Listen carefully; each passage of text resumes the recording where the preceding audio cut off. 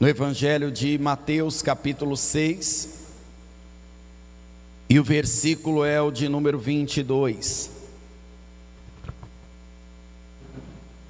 Nós sabemos que a vida com Deus tem que ser trazida para o nosso cotidiano, para a nossa vida comum.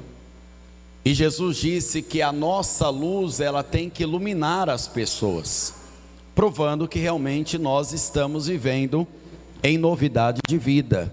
E Jesus deu um alerta para nós, para todos nós, em Mateus capítulo 6, versículo 22, dizendo assim: a candeia, a lâmpada do corpo, são os olhos, de sorte que, se os teus olhos forem bons, todo o teu corpo terá luz.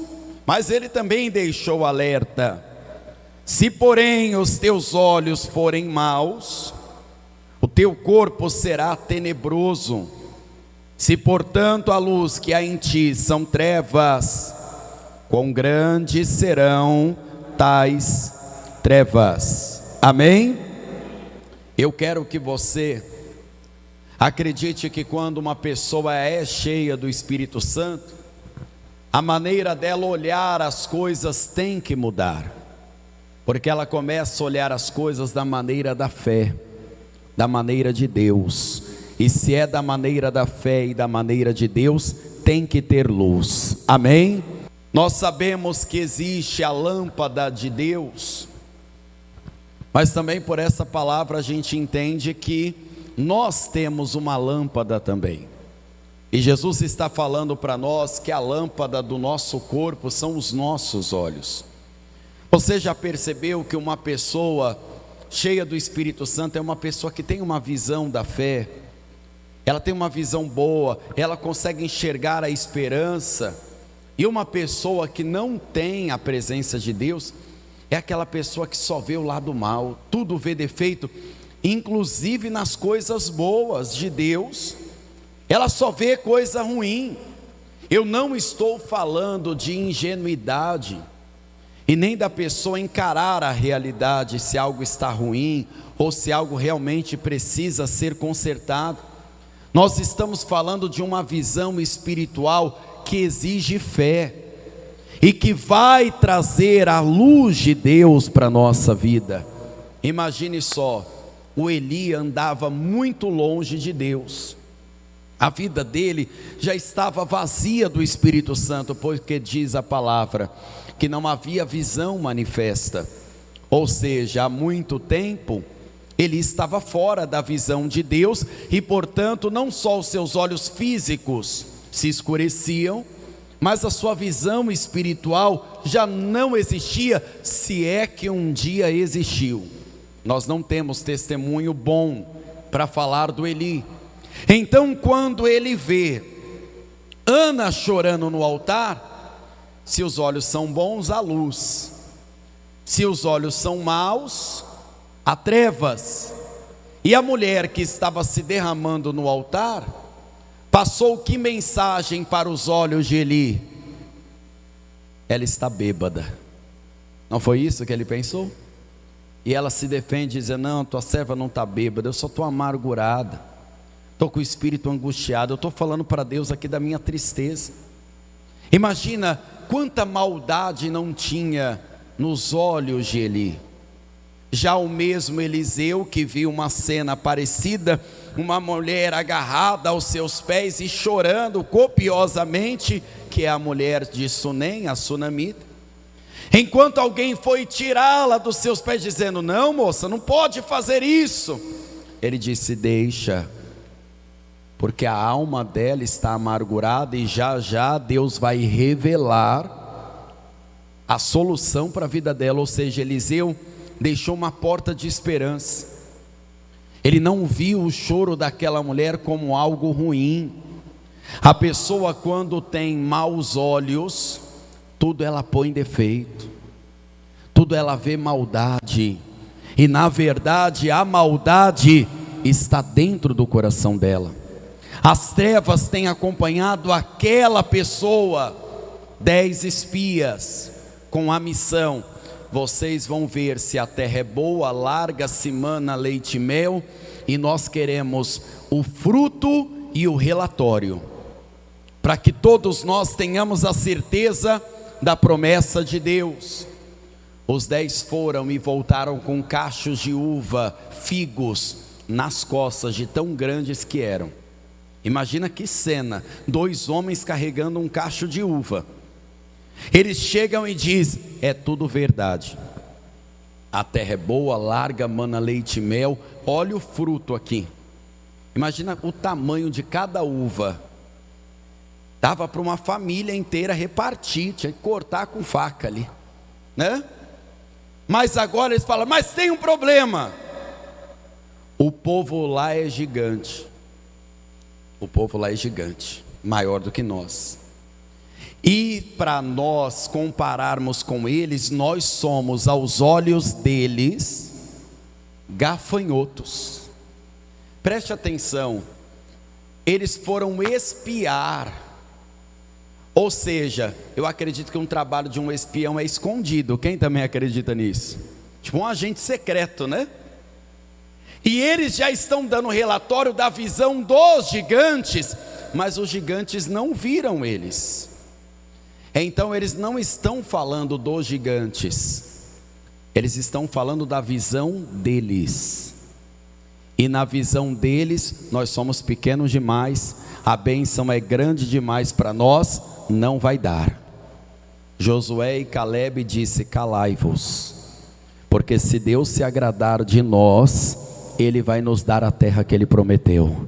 Se Deus se agradar de nós, o problema é grande, mas o problema que é grande vai ser o nosso pão. Depende da visão. Se você tiver visão, o problema e o obstáculo pode estar diante dos seus olhos, mas você vai ver um Deus que é maior agindo na sua vida. Se os olhos forem bons, então o medo não vai dominar.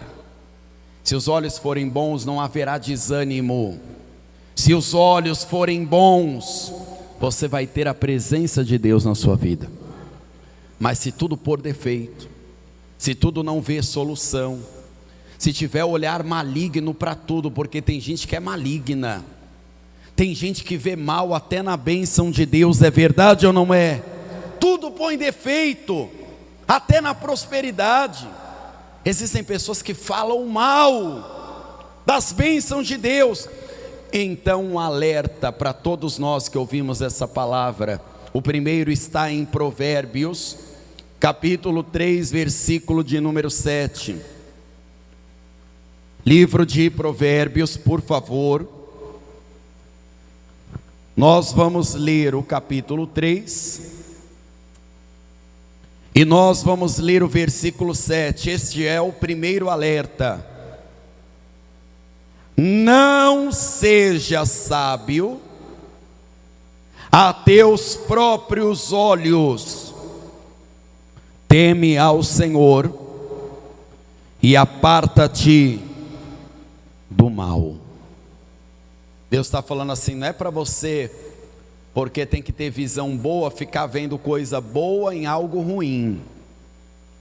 Porque às vezes a pessoa está indo num caminho errado, o caminho só é certo aos olhos dela, mas está todo mundo dizendo assim, fulano, vai dar errado isso daí, tem alguma coisa fora aí do eixo. Então a Bíblia está falando, não é para você ir na sua visão, é para você ir na visão de Deus.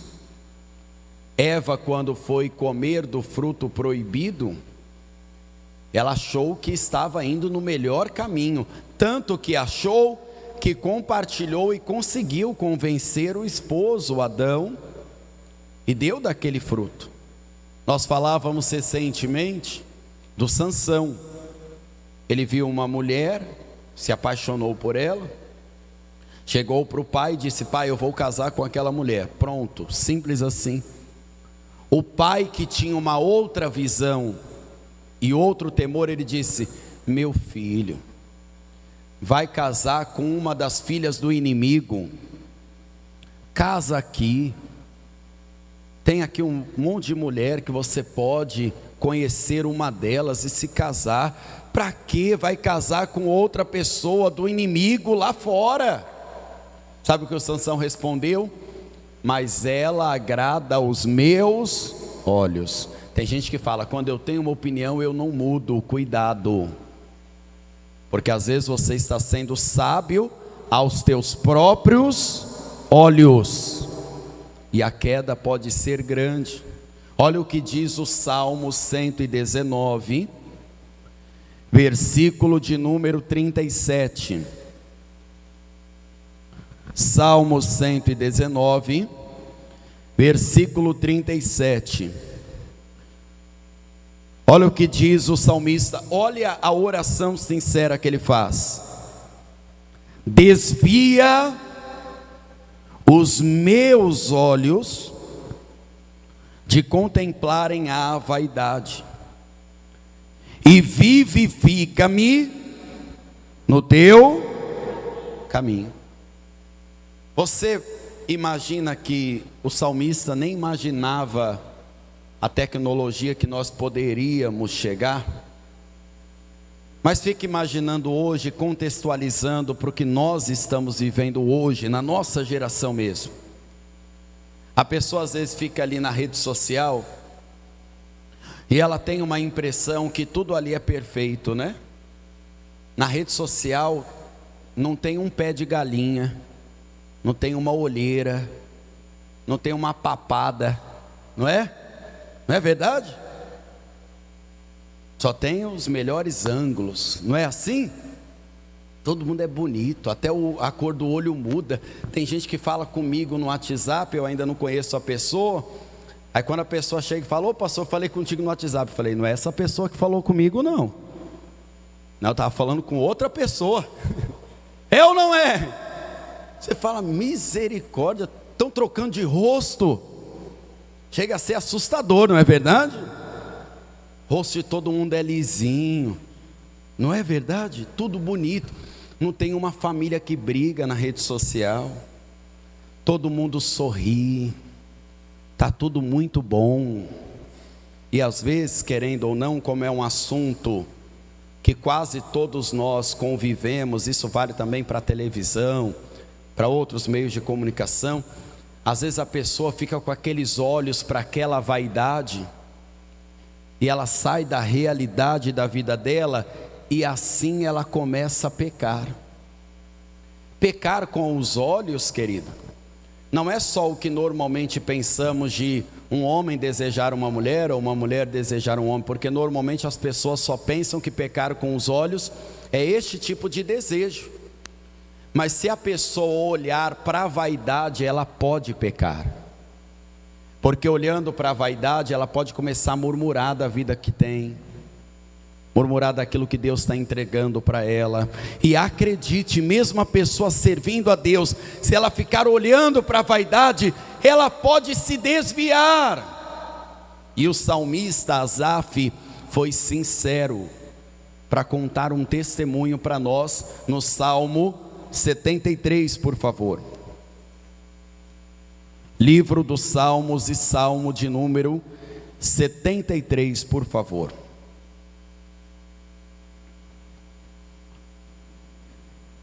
Nós vamos ler o versículo de número 1. Salmo 73, versículo 1. Quem achou, diga amém. Verdadeiramente bom é Deus para com Israel, e para com os limpos de coração. Quanto a mim, os meus pés quase que se desviaram, pouco faltou para que escorregassem os meus passos, porque eu tinha inveja dos soberbos, ao ver a prosperidade dos ímpios, porque não há apertos na sua morte, mas firme está a sua força. Não se acham em trabalhos como outra gente, não são afligidos como os outros homens, pelo que a soberba o cerca como um colar e vestem-se de violência como um adorno.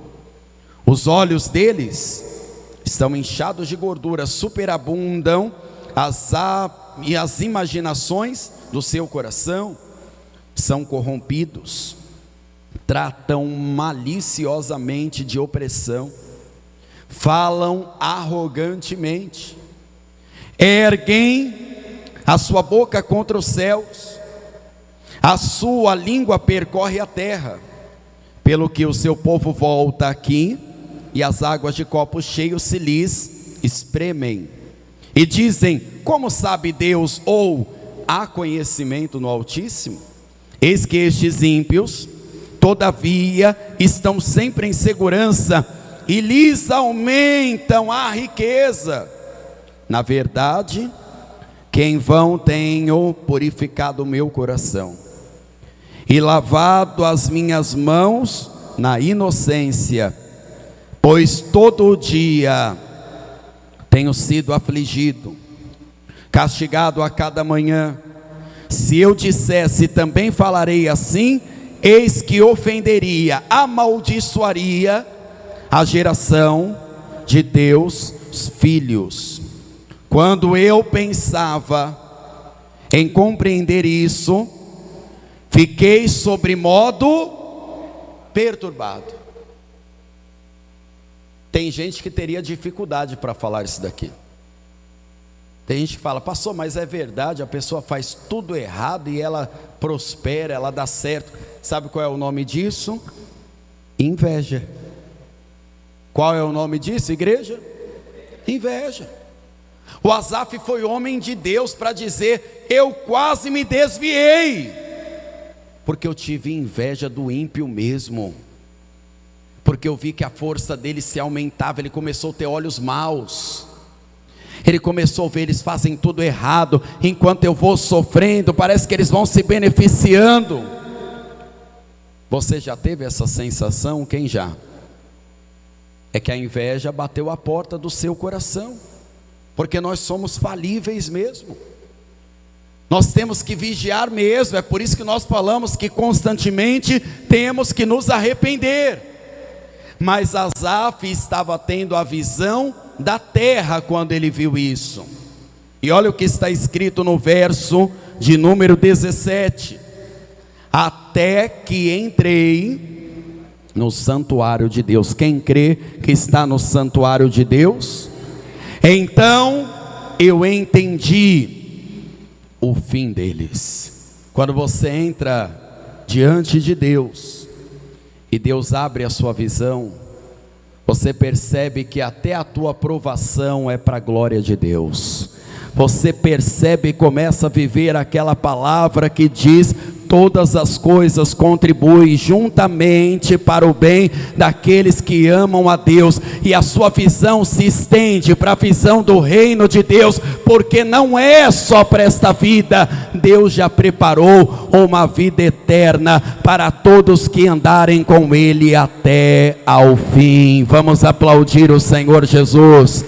Expanda a sua visão, querido. Não pense só na terra, pense também no céu. Porque Asaf só olhava: os corruptos parece que só prosperam, quem vai pelo atalho parece que se dá bem, e quem faz o certo parece que se dá mal. Mas depois ele percebeu, e depois na hora do juízo, o que vai ser dessas pessoas, hein? E depois na hora que acertar a conta e chegar à vida eterna, e essa vida é que tem que causar preocupação em nós. Asaf falou: ainda bem que quando eu entrei no santuário, os meus olhos mudaram. E se no olho houver luz, no corpo também haverá luz, na vida haverá luz. O tema é tão importante que 2 evangelistas fizeram questão de narrar isso. Lucas também narrou. Lucas 11, por favor. Vamos ler a partir do versículo 33, tá?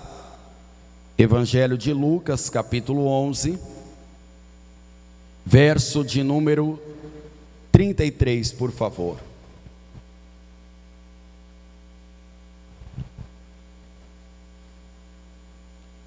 E ninguém, acendendo uma candeia, põe em oculto, nem debaixo do alqueire, mas no velador, para que os que entram vejam o quê? Ou seja, querido, a luz tem que estar visível. Não adianta a pessoa vir com essa história, mas eu sirvo a Deus do meu jeito. Não, a luz de Deus tem que estar visível, para as pessoas entenderem realmente aquela pessoa é servo, serva de Cristo, porque a luz de Cristo está sobre ela. Deus falou, não tem testemunho escondido. A luz é posta para todos terem acesso a ela. Quem está entendendo, diga amém. Verso 34. A candeia do corpo é o olho. Sendo, pois, o teu olho simples, também o teu corpo será luminoso. Mas se for mau, também o seu corpo será tenebroso. Vê, pois, que a luz que há em ti não sejam trevas. E se, pois, todo o teu corpo é luminoso, não tendo trevas em parte alguma, todo será luminoso, como quando a candeia te alumia com o seu resplandor. Amém? Vamos ficar de pé, por favor. Havia uma igreja no Apocalipse que a cidade era famosa por um tratamento nos olhos, por vários tratamentos nos olhos, aliás. E aí Jesus, quando vai falar com essa igreja e vai mandar a carta para essa igreja, diz que eles são miseráveis, desgraçados, cegos, pobres e nus. Aí sabe o que Jesus fala para eles? Eu dou um conselho para vocês. Eu quero que vocês comprem colírio, para que vocês ponham nos olhos. Mas Jesus não estava falando do colírio que o optometrista usa, o oculista usa, o farmacêutico receita. Jesus estava falando do colírio espiritual, para que depois de usar esse colírio, a pessoa verdadeiramente tenha a visão do reino de Deus. Sabe como você conhece um salvo? Quando ela tem visão do reino de Deus. E a visão do reino de Deus não é uma visão individualista, não é uma visão achando que tudo é só para esta vida. A visão do reino de Deus inclui o céu, inclui a vida eterna, inclui sempre um propósito maior. Por isso que Jesus olhava para os discípulos e dizia para eles: levantem os olhos e vejam, já tem um campo branco para a grande colheita. Tudo é uma questão de visão, cara. O Espírito Santo hoje pode ampliar a sua visão, desde que você não seja sábio aos teus próprios olhos. Desde que você queira, Espírito Santo, abra minha visão, me dá a visão do teu reino. E visão do reino de Deus não é ficar vendo anjo e demônio, não. Isso é perturbação mesmo. Se estiver vendo anjo e demônio, talvez a gente tenha que até orar na sua cabeça e tirar isso de você, porque isso é uma perturbação, não é verdade? A Bíblia fala que o mal está ao nosso derredor e os anjos ao nosso redor. Imagina ficar vendo isso toda hora. Você ia dormir direito vendo isso toda hora? Você ia ficar com medo? Imagina ver isso toda hora. Que perturbação que não ia ser. A visão do reino não é ter visagens, não, querido. A visão do reino é saber o que o reino de Deus quer de você, é saber se posicionar, é saber trazer essa luz de Deus para a nossa vida. Amém? Pastor, como a pessoa faz para ter a luz de Deus? Impossível ter a luz de Deus sem ter Jesus. Até porque é Jesus quem abre os nossos olhos. Um dia Jesus abriu os olhos de um cego, e os fariseus foram contestar que aquele cego não poderia falar que foi Jesus, mesmo sendo Jesus. Ele falou assim: não, esse homem é um pecador, você não pode falar o nome dele não, nem atribuir o milagre para ele. Aí o cego, que não conhecia muito, falou: se é pecador eu não sei, eu sei que eu era cego e que agora eu vejo. Quando Jesus o encontra, fala assim: você adoraria o Cristo? Ele falou: se eu encontrar, eu adoro. Ele falou: então eu estou aqui. E aquele homem o adorou, porque ele viu. Ele viu. A pessoa não tem que estar só curada dos olhos, ela precisa estar curada da fé, da alma. E é só Jesus que pode fazer isso. Não tem outro que faça isso, só Jesus. Então, quando a pessoa recebe o Evangelho, é a chance que ela tem de abrir os olhos e de viver pela fé em Jesus, confessando-o como único, suficiente, exclusivo e eterno Senhor e Salvador da alma.